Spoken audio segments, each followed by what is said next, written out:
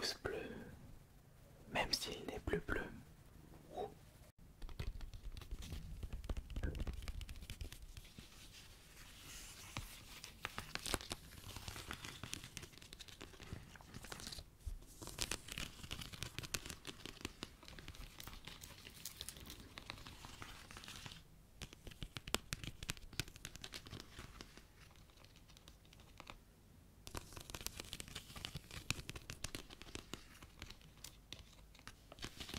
Bonsoir. Que diriez-vous d'une petite vidéo ASMR classique où je vais vous présenter l'intégralité de ma collection PS5? Oh oui, j'ai comme l'impression que vous avez envie de découvrir toute ma collection PS5. Il y a combien de jeux là-dedans du coup? Il y en a 1, 2,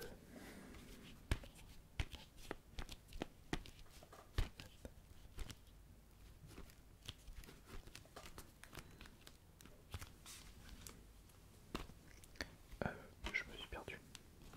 1, 2,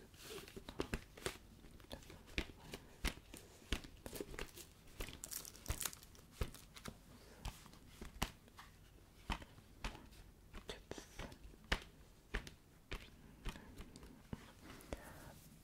Je possède un total de 22 jeux.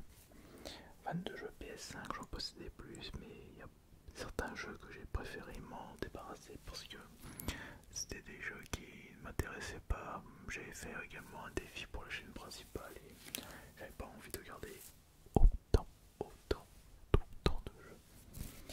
Alors je vais commencer par celui-ci. Donc je vous présente Overcooked All You Can Eat, qui est je crois le 1, oui le 1 et le 2 en version remasterisée. Ça reste à voir ça. J'avais pu terminer sur la Xbox le premier où j'avais pu également récupérer l'intégralité des succès. Il y avait certaines maps qui étaient très compliquées à faire en solo. Pour ceux qui ne connaissent pas le principe d'Overcooked, vous contrôlez seul ou avec des amis ou votre famille une équipe de cuisiniers et il faudra satisfaire les clients qui vous demanderont des plats spécifiques avec certains ingrédients pour les clients et des plats contenant d'autres ingrédients pour d'autres clients. Il ne faut surtout pas s'emmêler les pinceaux tout en faisant la plonge et en évitant certains événements peu recommandables. Excellent jeu.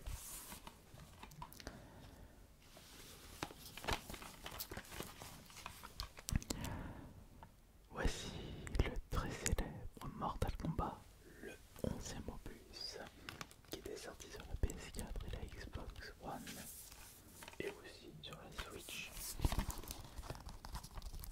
Nous avons le droit à une version Ultimate comprenant tous les combattants au nombre de 37, des histoires, DLC, fonctionnalités,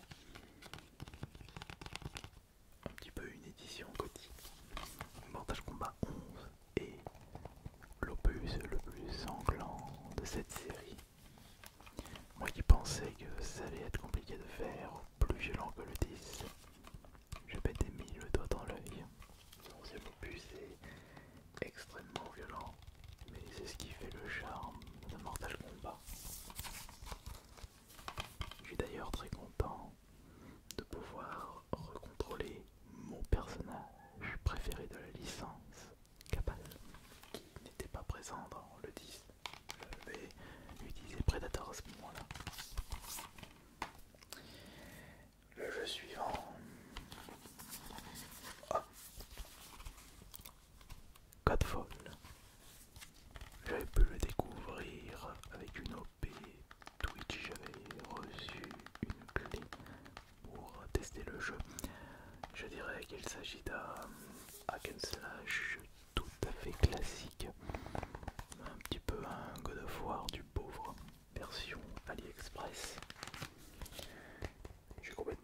l'histoire, les personnages sont pas du tout charismatiques. Tout est oubliable sur ce jeu. Même s'il est assez joli à voir, ça reste une coquille vide.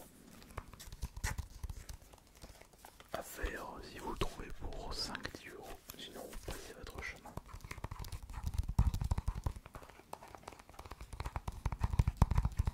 Et de plus, il est court.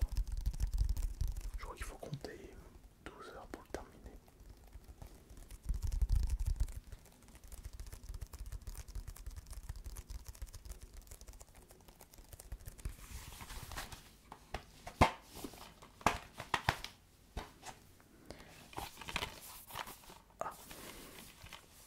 Le jeu suivant est une très belle surprise, même si je connaissais la licence Metro.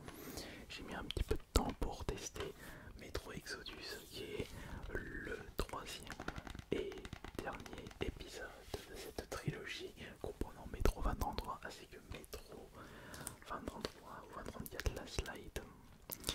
C'est en fait un jeu, une adaptation d'un roman célèbre, et c'est un univers post-apocalyptique suite à une guerre nucléaire. Et là,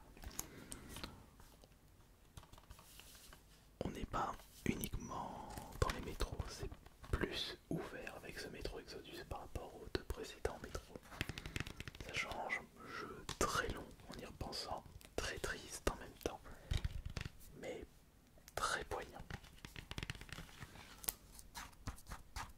Je vous le recommande chaudement celui-ci.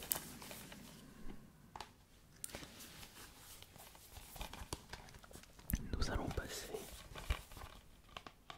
à une exclusivité de la PS5. Voici Ratchet & Clank Rift Apart.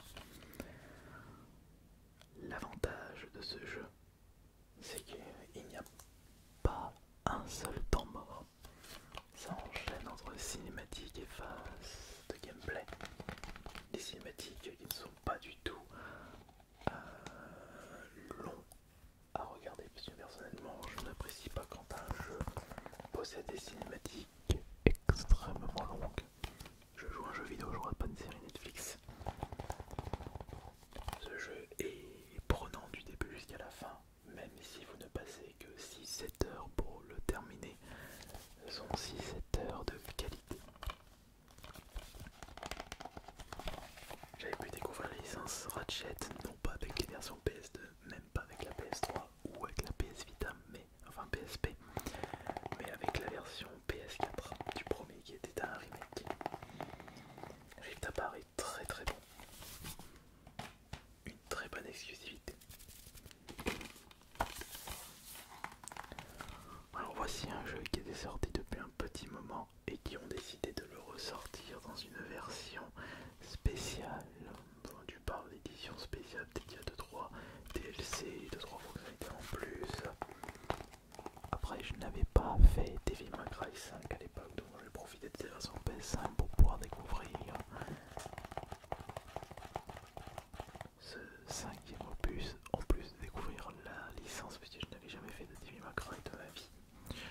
Ne me tapez pas s'il vous plaît. Et si je vous dis que le 2 m'intéresse pas, ça compense. Franchement, sympa, sans plus. J'ai pas été charmé par ce cinquième Devil May Cry. Oh, alors là c'est une excellente surprise. Fan des survival horror depuis petit,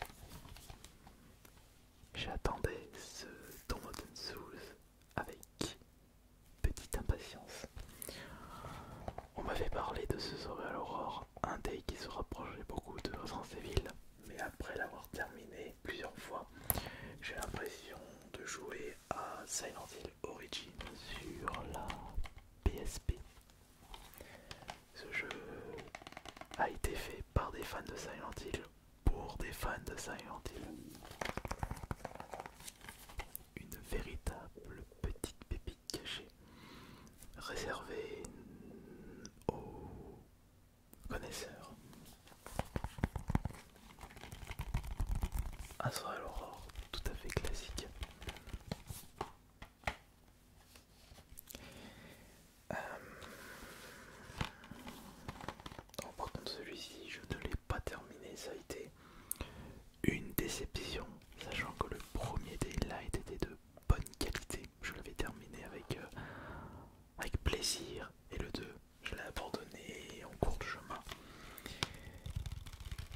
dirais que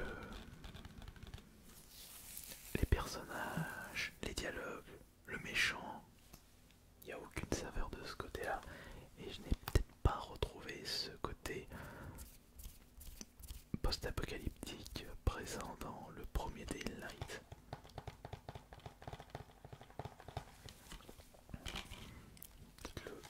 L'histoire ne m'a vraiment pas charmé. Je m'en suis arrêté quand j'ai grimpé, enfin quand j'ai rejoint une autre tribu et que j'ai grimpé jusqu'en haut d'un immeuble. On pouvait voir l'électricité, les lumières s'allumer et s'éteindre juste après. Moi j'ai dit oh ça m'énerve, allez j'arrête le jeu. Un autre jeu court qui était sorti en même temps que la PS5, l'un des premiers jeux de cette console, Spider-Man Miles Morales. Je dirais que c'est un petit peu une grosse DLC du premier Spider-Man sur la PS4.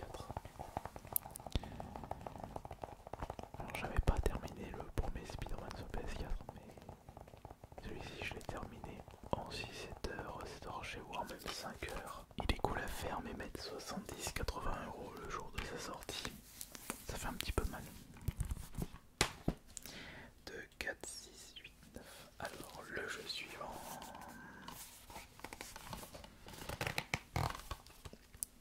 Que dire de ce médium? Mis à part que c'est une honte des survival horror. Je me demande d'ailleurs pourquoi je le garde dans ma collection. Alors qu'est-ce que c'est que médium? Il s'agit en fait d'un survival horror totalement ennuyant. D'habitude quand on joue à des survival horror, ce qui est bien pour les survival horror classiques, c'est ce petit côté où on est un petit peu obligé de chercher, de fouiller tous les moindres recoins pour récupérer des objets et le fait de pouvoir se défendre, chose que je n'ai pas retrouvée dans Medium. Et c'est un petit peu ce qui m'énerve avec les survival horror d'aujourd'hui. On retire un petit peu ce côté survival, ce côté se défendre avec des armes à feu, ce côté découvrir des objets pour une expérience limite ludique avec juste ce côté horreur et sans plus. Et ça franchement je ne suis vraiment pas fan. J'aime bien avoir le choix entre me défendre ou fuir, alors que dans ce genre de jeu faut fuir et on est vraiment cette impression d'être enfermé en plus de faire un petit peu un chemin couloir. C'est juste une expérience qui demande pas aux joueurs de réfléchir et de se défendre. Non, ça a été une déception médium. Alors que la bande-son a été faite par Akira Yamaoka. Je crois que c'est son nom. Akira Yamaoka, je crois que c'était ça. C'est celui qui a fait la bande-son de Silent Hill et également de Shadow of the Mud. On reconnaît sa patte artistique et il fait d'excellente musique. C'est d'ailleurs le seul point positif de ce jeu, la bande-son, mais ça suffit pas. Alors Scarlet Nexus, j'ai pas pu le faire entièrement, j'ai juste fait la démo pour une OP Twitch, donc je ne donnerai pas d'avis là-dessus. Je ne l'ai toujours pas fait Final Fantasy VII Remake, mais je ne suis vraiment pas tenté sur le fait que cet RPG couloir extrêmement long avec beaucoup trop de cinématiques. Déjà je n'avais pas terminé l'original dans la PS1, je m'étais arrêté à la fin du CD1. Celui-ci j'ai pas envie de le faire. 2, 4, 6, ça fait combien de jeux là? 1, 2, 3, 4, 5, 6, 7, 8, 9, 10, 11, 12.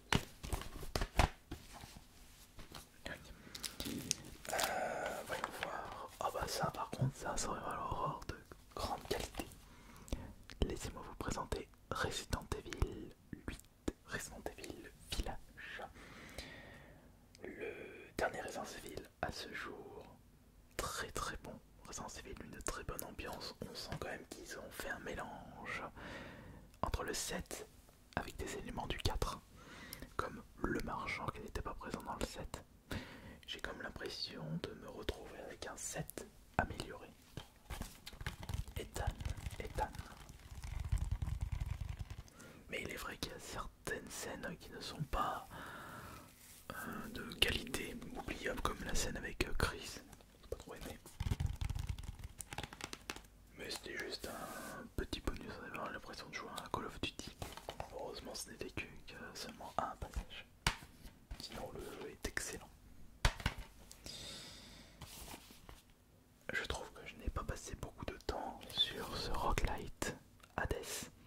Pourtant je suis très fan de l'univers mythologie grecque, enfer, et il y a même en plus Astérion, un joli petit minotaure, enfin petit, c'est un grand mot petit, il doit faire 2,50 m pour 300 kg de muscles.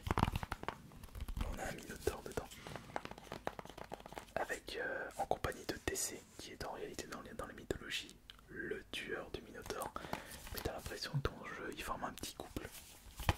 Bon, je veux pas savoir qui fait l'homme et la femme entre les deux, mais en attendant, la patte artistique ainsi que l'ambiance excellent, et un jeu qui aura toujours cet effet de surprise étant donné qu'il s'agit d'un roguelite.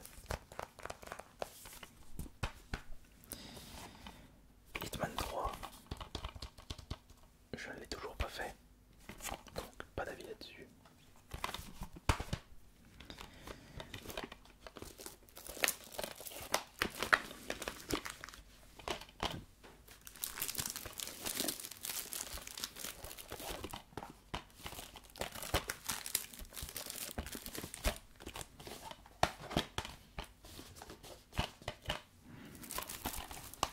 Mon seul jeu PS5 de chez Limited Run, Cthulhu Save Christmas. Une découverte, enfin un petit achat, bonne affaire, solde pour l'édition collector de Gardiens de la Galaxie, où j'ai pu avoir moi 70, ce qui m'a coûté 9 x 3, 27 € au lieu de 90 €.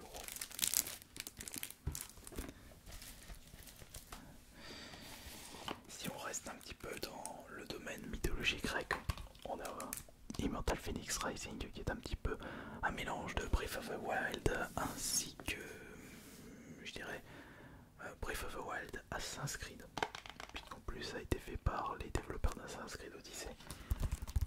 Très bon jeu au passage, très bonne ambiance. Bon, ça tire un petit peu sur la longueur à la fin, mais je l'ai trouvé très bien.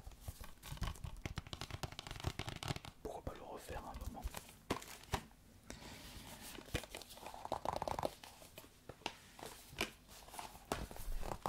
Alors celui-ci,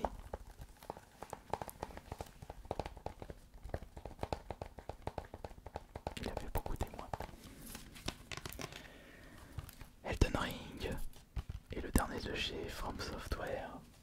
Très bon jeu, même si finalement je ne l'ai pas si apprécié que ça par rapport à d'autres jeux de la compagnie. J'ai terminé récemment Bloodborne, même si Bloodborne est plus court que Elden Ring, il faut compter 20 heures, alors que Elden Ring j'ai terminé en 60 heures. J'ai eu plus de plaisir sur Bloodborne. Elden Ring ça tire énormément sur la longueur. Enfin je dis ça mais c'est un peu faux. Je dirais que le problème d'Elden Ring c'est qu'il est beaucoup trop vaste, beaucoup trop long. Après vous en aurez pour votre argent en achetant Elden Ring. Mais au bout d'un moment, quand je passe plus de 30 heures sur un jeu, ça commence à m'énerver.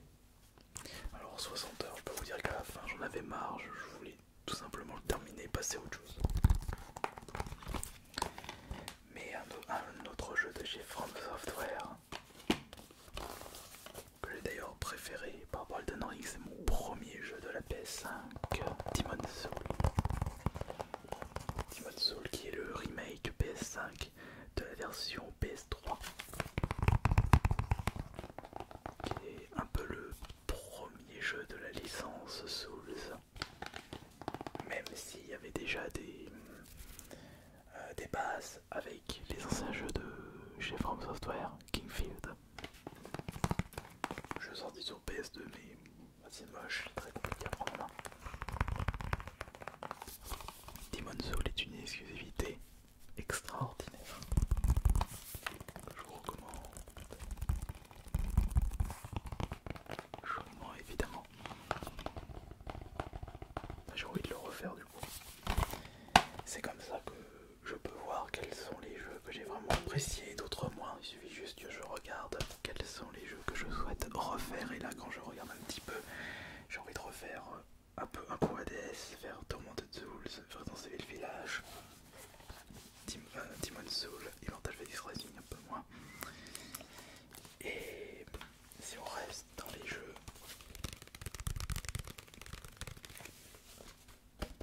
dans le thème Souls-like, nous avons Mortal Shell qui est un petit peu un Dark Souls indépendant. Court, vous le terminez en 10-12 heures, mais on sent un petit peu les développeurs fans des Souls qui ont fait un petit peu leur propre jeu. Bonne qualité, une bonne surprise, Mortal Shell, très bien. J'ai eu du plaisir à le faire. Un peu corsé le boss de fin. Ça par contre c'est une énorme déception, c'est une grosse taupe. Je suis très déçu de la part de Arkane Lyon, puisque c'est ceux qui ont fait Dishonored, c'est une compagnie située à Lyon, donc juste à côté de chez moi, et ils avaient fait l'excellent prêt. J'en attendais beaucoup de Deathloop, mais j'ai pas du tout aimé ce principe de loop où tu recommences les niveaux et essayer de trouver de faire des trucs, enfin des événements afin de boucler la boucle. Mais ce que j'ai pas du tout aimé, ce sont les protagonistes les dialogues vraiment nuls. J'ai juste envie de leur dire un truc, c'est taisez-vous, laissez-moi jouer. Oh, et puis ce compte là, autant jouer à Doom. Et enfin le dernier jeu, peut-être que je considère celui-ci comme mon jeu PS5 préféré, c'est une autre exclusivité, c'est Returnal, qui est, je dirais, un mélange de roguelite et TPS avec 2-3 éléments qui me font rappeler Metroid Prime, avec un univers en mode sous-marin Lovecraft, des créatures remplies de tentacules. Franchement, ce jeu est très épique et assez compliqué à prendre en main. C'est un jeu pour public averti concernant la difficulté, mais pour les joueurs qui ont l'habitude de jouer à des jeux difficiles, pas forcément les Souls, mais des jeux de l'époque, c'est pas un défaut. Franchement, c'était un excellent jeu, un super jeu, une super exclusivité. J'espère que cette petite vidéo collection PS5 vous aura plu. Vous pouvez me dire dans les commentaires quel est le meilleur jeu de cette console selon vous. C'était AS Minotaur. Bonne nuit à tous.